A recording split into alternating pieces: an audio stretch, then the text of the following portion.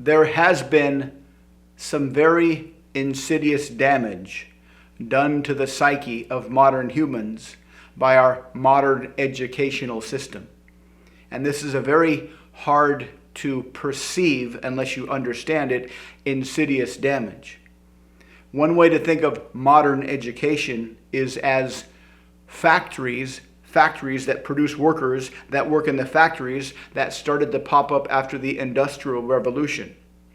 Up until this point in time in human history, we learned through apprenticeship. We learned by modeling. When you were a little kid, you learned by modeling. That's how we evolved to learn things. We learned by modeling behavior. And modeling takes a long time. You look at somebody doing something and you like to do this thing, so you try to copy the behavior and you get a certain result. And the result is usually far away from the desired behavior. So you try again and you get a little bit better result and you're getting closer. And every time you try to copy this behavior and you get results from the world, this inputs into your mind-body system. This is how we learn, through taking experience, through doing things and trying things and getting results and getting closer and closer and closer to the ideal, the person or the thing or the skill we're trying to model. And this is how life existed for most of human history. We had an idea in our mind of what we wanted. We tried to achieve that thing and we didn't get there. So we got some experience. And the more experience we got, the more skills we got. And the more skills we got, the closer we could get to getting the thing we wanted, to getting the behavior that we wanted, to getting the outcome we wanted. So how has modern education ruined this? Modern education has brainwashed everybody into thinking that learning is a passive process, that learning involves sitting in a chair and being told what to do. And this is what destroys self-development. This is what keeps people on the sidelines their entire lives.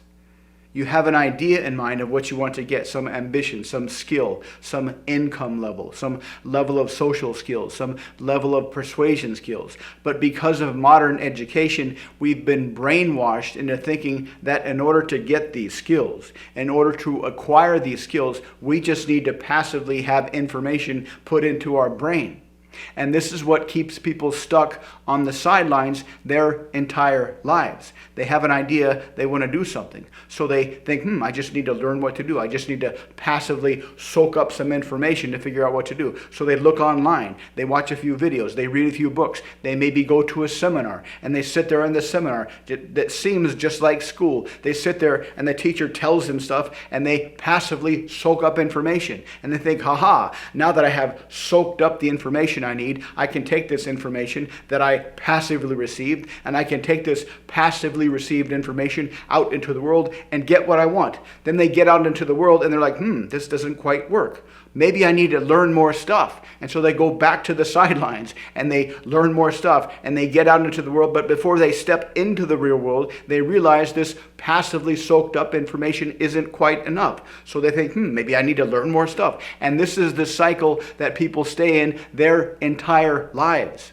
This is the cycle that most people stay in their entire lives for two reasons. One, we've been brainwashed into thinking that learning is a passive process.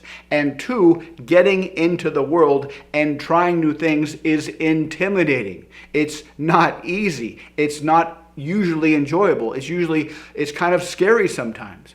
But this is the only way you can really learn what you need to learn to get what you need to get. And so the common mistake is, the common self-delusional error is you're tippy-toeing into the game. You're on the sidelines. You're just about to get into the game, but then you start to think of all the things that might go wrong, and you come to the false conclusion that, maybe if I learn more stuff on the sidelines, maybe if I passively soak up more information, it'll be easier to get into the game.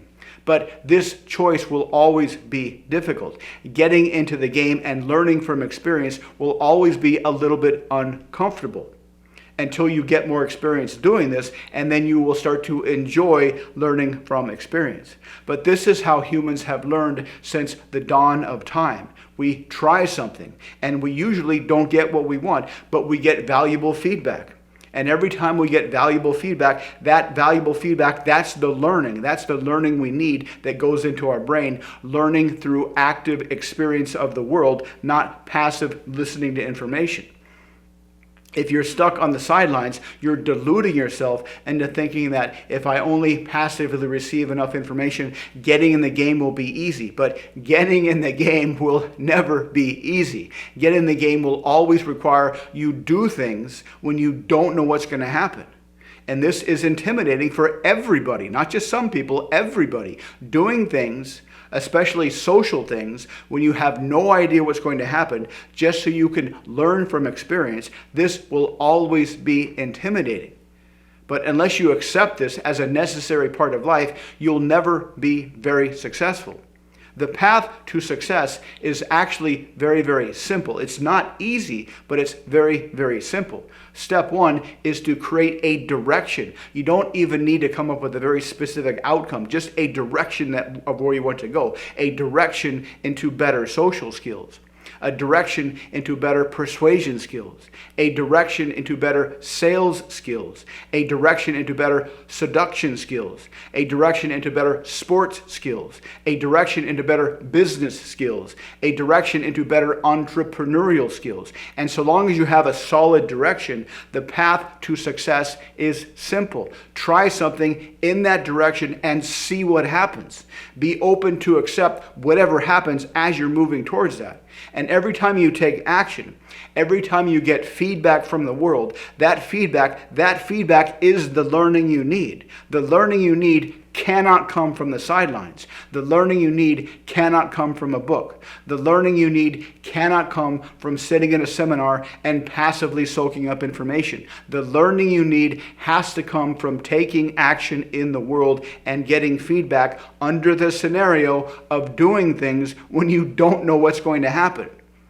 If you can manage to do this consistently, you will get towards your ambition. You will get better and better and better. You will continuously become more persuasive. You will continuously become more seductive. You will continuously improve your entrepreneurial skills. You will continuously improve your business skills. You will continuously improve your sports skills. You will continuously improve your musical skills, so long as you're gaining experience in the world.